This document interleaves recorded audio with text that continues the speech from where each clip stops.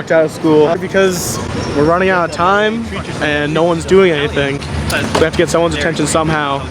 And that's what this means, because right now, if they're not going to listen to us now, they're going to have to listen to us later. Hey, hey! Ho, ho!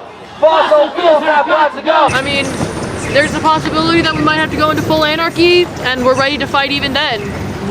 Our planet is going to die, and the people in power who can actually affect change aren't doing anything. And we're a bunch of school children, most of us too young to vote, but we're still trying to at least do something to get people's attention. If we're going to keep doing it like this, where it's just planned and everyone knows it's happening, there's no disruption. And we're all the way over there. There's no visibility if everyone's standing there. But they're doing a really good job of keeping us far away. We should be over at TEP down the street, or over at Caterpillar at the Mercado, people who are actually responsible, right? The library didn't do anything, and it's not like the court's going to do anything about it. We should be doing something somewhere that has more meaning. There's no symbol doing it in front of the library. My uncle, he's an independent journalist for the Yellow Vests in Paris. He was just arrested a couple days ago for doing that. He was trying to help a kid who fell down, picked him up. The cops were already on that kid and they got him too. So really, we should be doing what they're doing here. We are organized in Phoenix, Tucson, and cities all across the state demanding climate action plans, emergency declarations, and working with legislators on every single environmental issue you could ever think of. So, if you are interested in working with us, we have weekly meetings every Saturday from 10 to 11 at the University of Arizona Library. Our social media is Climate Strike AZ on Instagram and Arizona Youth Climate Strike to stay in the loop. There is no age restriction to join this, and as you can be as young as in elementary school, and we would be happy to help. Happy to have you on our team.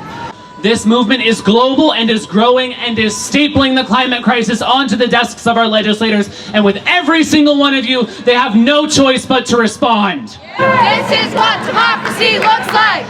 Today I'm going to be talking about a young whale that was found on a Scottish island. Inside its belly, scientists found 220 kinds of garbage. I thought to myself, holy cow, that's a lot. And it was surely for that poor whale. But then I learned that 220 pounds is less than a drop in the ocean. Just one person in the U.S. throws away 10 times that amount in a year. What the heck is up with that? It's up to us to save our planet. We need to demand responsible products and packaging.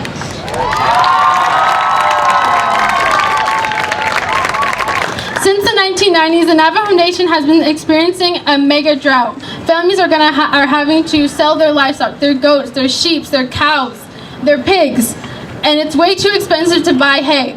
This drought we are dealing with is also affecting the sand. This is a major threat because sand nearly covers 1/3 of the Navajo Nation. From 1992 to 2007, the sand dune growth has increased by 70%. Now whenever I go back home, not being used to the effects of climate change, I could feel the sand in my throat, in my lungs, in my eyes. And I'm only there for a few days. Imagine what this is like for the elderly, the young, the babies, the sick, how their health is getting affected by this. This is climate change. So I heard you all the way to the 10th floor, because I heard you from up there, and we left the 10th floor, saw you coming through Pennington, and I'm like, oh, isn't this convenient? I'm just going to march with them. Climate change is not a lie. Do not let our planet die. Climate change is not a lie. Do not let our planet die. So with the city of Tucson, with the Romero administration, you will have immediate and bold climate action planning. Whatever we do, whether it's electrifying our transit system, installing massive solar installations, installing an electric vehicle grid, planting 1 million trees by 2030, this is an issue and an investment that is for all of us. It is also predicted that precipitation patterns will go haywire during this next century. Droughts and heat waves will become more frequent, hurricanes will occur more often and get even more devastating, and by 2100, sea levels would have risen by 1 to 4 feet. As a young person, I often feel like my voice can't be heard, but that's why I'm striking today. To be heard, along with all of the amazing people who stood up, because we're dying. So I was one of the scientists who, about 1.5 years ago, wrote the 1.5 report, where we told the world that anything above 1.5 degrees centigrade was too warm, and we also explained what it would take to keep warming under 1.5 degrees, or 2.7 Fahrenheit. At 2 degrees, we lose the tropical coral reefs probably forever. At 1.5, we can probably protect some of them. At 2 degrees, 100 more million people are exposed to sea level rise and are thrown into poverty by climate change. At 2 degrees, we lose twice as much habitat for species than we do at 1.5 degrees. The world has already warmed by 1 degree centigrade, and actually that's an average. In southern Arizona, we've already warmed by 1.5. In many places, that would be 3 degrees Fahrenheit that we've already had warming. The US amongst them, Australia, a number of other countries are backing out even of the commitments they made in Paris. It's bullshit! Get off it! This land is not for profit! It's bullshit! Get off it! This land is not for profit! Scientists worldwide agree emphatically. We are facing a climate emergency. Arizona is at the epicenter of that emergency. We cannot live without water in Arizona. We do not need unfettered pumping. This is a desert. We don't have a problem that's out in the future. Climate change is now. Climate change is not a lie! Do not let it die! So we've talked a lot about the ancestral homes of the Tohono people and how this is their land. And this is what we've done to it. Take a look around you, the built environment. And right over there behind us in that green mound of grass right there is an archaeological site that's almost 4,000 years old, where the native people live. Right here, where we speak, where we're gathered here today. It's not time to talk about indigenous justice. It's time to act on it. Because that's how we also move to protect the place that we live.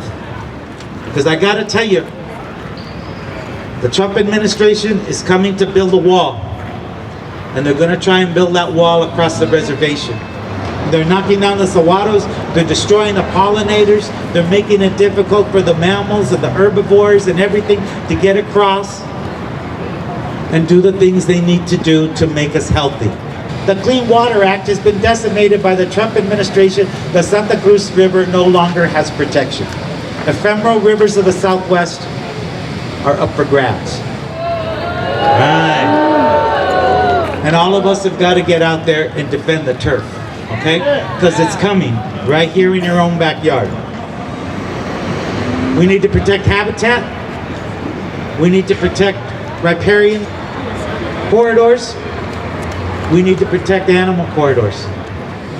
So the deniers are still out there, but the believers are gathered right here, right now.